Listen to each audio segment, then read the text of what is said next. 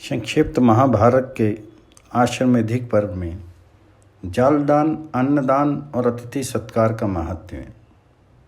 वैशंपायन जी कहते हैं, जन्मे जी, यमपुर के मार्ग का वर्णन तथा वहाँ जीवों के सुखपूर्वक जाने का उपाय सुनकर राजा युधिष्ठिर मन ही मन बहुत प्रसन्न हुए और भगवान श्री कृष्ण से बोले, देव देवेश्वर, आप संपूर्ण दैत्यों का वध करने वाले हैं। ऋषियों का समुदाय सदा आपकी ही स्तुति करते हैं। आप षड ऐश्वर्य से युक्त, भावबंधन से मुक्ति देने वाले, श्री संपन्न और हजारों सूर्यों के समान तेजस्वी हैं। आप इसे सबकी उत्पत्ति हुई है। आप धर्म के ज्ञाता और संपूर्ण धर्मों के प्रवर्तक हैं। शांत स्वरूप अच्युत, मुझे सब प्रकार के दानों का फल बतलाइए। दान किस प्रकार और कैसे ब्राह्मण को देना चाहिए तथा किस तरह के तप का अनुष्ठान करके कहाँ उसका फल भोगा जाता है। तो श्री कृष्ण ने कहा, राजन, ध्यान देकर सुनो। सब प्रकार के दानों का फल परम पवित्र, उत्तम और पापों का नाश करने वाला है। यदि एक दिन भी गाय की प्यास बुझाने भर का जल, जो स्वयं ही जमीन खुदवा कर पैदा किया गया हो, दान किया जाए तो उससे 7 पीढ़ी तक के पूर्वजों का उद्धार हो जाता है। संसार में जल को प्राणियों का जीवन माना गया है। उसके दान से जीवों की तृप्ति होती है। जल के गुण दिव्य हैं और वे परलोक में भी लाभ पहुँचाने वाले हैं। यमलोक में पुष्पोद की नाम वाली परम पवित्र नदी है। वह जल दान करने वाले पुरुषों की संपूर्ण कामनाएं पूर्ण करती हैं। उसका जल ठंडा होता है और वह ठंडे जल का दान करने वाले लोगों को सदा सुख पहुँचाता है।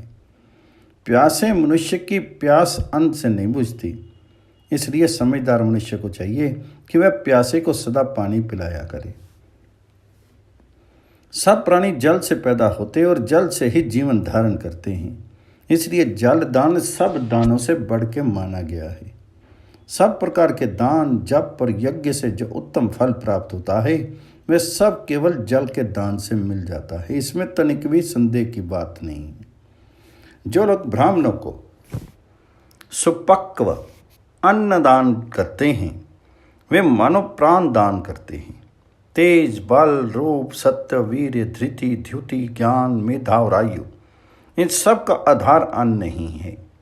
प्राण, अपान, व्यान, उदान और समान, ये पांचों प्राण अन्न के ही आधार पर रहकर देहधारियों को धारण करते हैं। समस्त विद्यालय और पवित्र बनाने वाले संपूर्ण यज्ञ अन्न से ही चलते हैं, इसलिए अन्न सबसे श्रेष्ठ माना गया है। रुद्र आदि संपूर्ण देवता, पितर और अग्नि अन्न से ही संतुष्ट होते हैं। प्रजापति ने प्रत्येक कल्प में अन्न से ही सारी प्रजा की सृष्टि की है, इसलिए अन्न से बढ़कर ना कोई दान हुआ है ना होगा। धर्म, अर्थ और काम का निर्वाह अन्न से ही होता है। अतः इस लोक या परलोक में अन्न से बढ़कर कोई दान नहीं है। यक्ष, राक्षस, ग्रह, नाग, भूत और दानव भी अन्न से ही संतुष्ट होते हैं, इसलिए अन्न का महत्व सबसे बढ़कर है। दूसरों का अन्न खाने वाला मनुष्य जो भी शुभ कर्म करता है, उसका 1 भाग तो करने वाले को मिलता है और 3 भाग अन्नदाता को हो जाता है। इसलिए ब्राह्मणों को विशेष रूप से अन्न देना चाहिए। जो मनुष्य दंभ और असत्य का परित्याग करके मुझ में परम भक्ति रखकर रसोई में भेद न करते हुए दरिद्र एवं क्षत्रिय ब्राह्मण को 1 वर्ष तक अन्न दान करता है, वह 1 लाख वर्ष तक बड़े सम्मान के साथ देवलोक में निवास करता है तथा वह इच्छा के अनुसार रूप धारण करके यथेष्ट विचरता रहता है। फिर समय के अनुसार पुण्य क्षीण हो जाने पर जब वह स्वर्ग से नीचे उतरता है, तब मनुष्य में ब्राह्मण होता है। जो 6 महीने या वार्षिक श्राद्ध पर्यंत प्रतिदिन ही पहली भिक्षा दरिद्र ब्राह्मण को देता है, उसे 1000 गौदान का पुण्य फल प्राप्त होता है।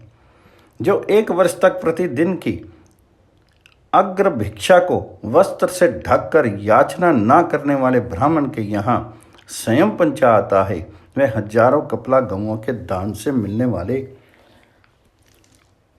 पुण्य फल को पाकर इंद्रलोक में प्रतिष्ठित होता है।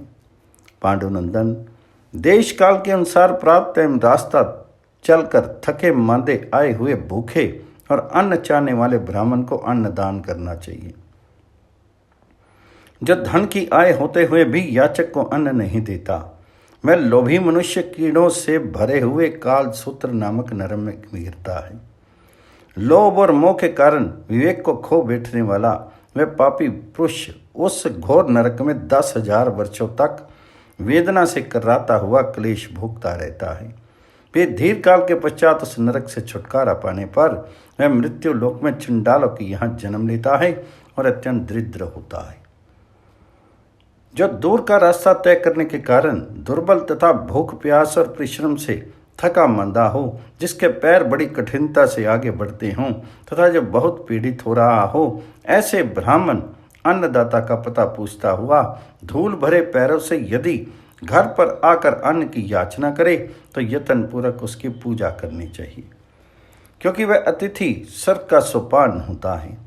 उसके संतुष्ट होने पर संपूर्ण देवता संतुष्ट हो जाते हैं। अतिथि की पूजा करने से अग्निदेव को जितनी प्रसन्नता होती है, उतनी हविष्य से होम करने और फूल तथा चंदन चढ़ाने से भी नहीं होती। श्रेष्ठ पुष्कर तीर्थ में विधि पूर्वक कपिला गौ का दान करने से भी उस फल की प्राप्ति नहीं होती जो ब्राह्मण को भोजन कराने से मिलती है। ब्राह्मण के चरणोदक से भीगी हुई यह पृथ्वी जब तक कायम रहती है, तब तक अन्नदाता के पितर कमल के पत्ते से जल पीते हैं। देवता के ऊपर चढ़ी हुई पत्र पुष्प आदि पूजन सामग्री को हटाकर उस स्थान को साफ करना, ब्राह्मण के झूठे किए हुए बर्तन और स्थान को मांज धो देना, थके हुए ब्राह्मण का पैर दबाना, उसके चरण धोना, उसे रहने के लिए घर, सोने के लिए शैया और बैठने के लिए आसन देना, इनमें से एक एक कार्य का महत्व गौदान से बढ़कर है। जो मनुष्य ब्राह्मणों को पैर धोने के लिए जल, पैर में लगाने के लिए घी, दीपक, अन्न और रहने के लिए घर देते हैं, वे कभी यमलोक में नहीं जाते। राजन, ब्राह्मण का आतिथ्य सत्कार तथा भक्तिपूर्वक उसकी सेवा करने से 300 देवताओं की सेवा हो जाती है। पहले का परिचित मनुष्य यदि घर पर आए तो उसे अभ्यागत कहते हैं और अपरिचित पुरुष अतिथि कहलाता है। द्विजों को इन दोनों की ही पूजा करनी चाहिए। यह पंचम वेद पुराण की श्रुति है। जो अतिथि के चरणों में तेल मलता, उसे भोजन कराता और पानी पिलाता है, उसके द्वारा मेरी ही पूजा हो जाती है। इसमें तनिक भी संदेह नहीं है। यह मनुष्य तुरंत सब पापों से छुटकारा पा जाता है और मेरी कृपा से चंद्रमा के समान उज्जवल विमान पर आरूढ़ होकर मेरे परम धाम को पधारता है। थका हुआ अभ्यागत जब घर पर आता है तो उसके पीछे पीछे समस्त देवता, पितर और अग्नि भी पदार्पण करते हैं। यदि उस अभ्यागत द्विज की पूजा हुई तो उसके साथ उन देवता आदि की भी पूजा हो जाती है और उसके निराश लौटने पर वे देवता, पितर आदि भी हताश होकर लौट जाते हैं। जिसके घर से अतिथि को निराश होकर लौटना पड़ता है, उसके पितर 15 वर्षों तक भोजन नहीं करते। वे लोभी मनुष्य देवताओं, पितरों और अग्नियों से परित्यक्त होकर 15 वर्ष तक रौरव नरक में पड़ा रहता है और वहां से छूटने पर संसार में जन्म लेकर उच्छिष्ट भोगी होता है। जब बड़ी वैश्य देव कर्म के समय घर पर आए हुए अतिथि की पूजा नहीं करता, वह तुरंत चंडाल हो जाता है। जो देश काल के अनुसार घर पर आए हुए ब्राह्मण को वहां से बाहर कर देता है, वह तत्काल पतित हो जाता है और मरने के बाद 1 करोड़ वर्षों तक घोर रौरव नरक में पकाया जाता है। इस समय के अनुसार जब उससे छुटकारा पाता है तो इस संसार में 12 जन्मों तक भूख प्यास का कष्ट भोगने वाला कुत्ता होता है। यदि देश काल के अनुसार अन्न की इच्छा से चंडाल भी अतिथि के रूप में आ जाए तो गृहस्थ पुरुष को सदा उसका सत्कार करना चाहिए। जो लोभ और मोहवश विचार शून्य होकर उसका सत्कार किया बिना ही भोजन कर लेता है, वह 10 जन्मों तक चंडाल होता है।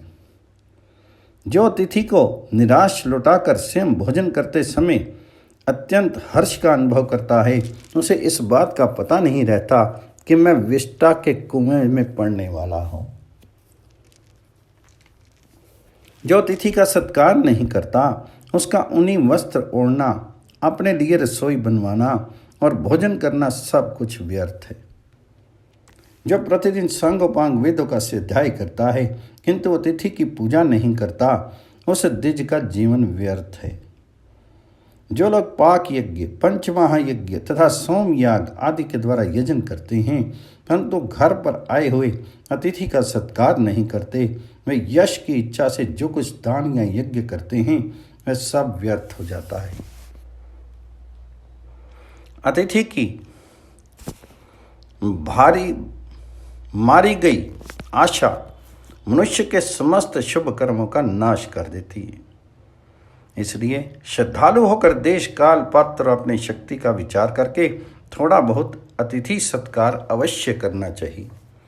जब अतिथि अपने द्वार पर आवे तो बुद्धिमान पुरुष को चाहिए कि वह प्रसन्न चित्त होकर हंसते हुए मुख से अतिथि का स्वागत करे तथा बैठने को आसन और चरण धोने के लिए जल देकर अन्नपान आदि के द्वारा उसकी पूजा करे। अपना हितैषी, प्रेम पात्र, द्वेषी, मूर्ख अथवा पंडित जो कोई भी बलि वैश्य देव के बाद आ जाए वह सर तक पहुँचाने वाला अतिथि है। जो यज्ञ का फल पाना चाहता हो वह भूख प्यास और परिश्रम से दुखी तथा देश काल के अनुसार प्राप्त हुए अतिथि को सत्कार पूर्वक अन्न प्रदान करे। यज्ञ और श्राद्ध में अपने से श्रेष्ठ पुरुष को विधिवत भोजन कराना चाहिए। अन्न मनुष्यों का प्राण है, अन्न देने वाला प्राण दाता होता है। इसलिए कल्याण की इच्छा रखने वाले पुरुष को अन्नदान की विशेष चेष्टा रखनी चाहिए। जो मनुष्य धर्मपूर्वक धन का उपार्जन करके भोजन में भेद न रखते हुए 1 वर्ष तक सबका अतिथि सत्कार करता है उसके समस्त पाप नष्ट हो जाते हैं।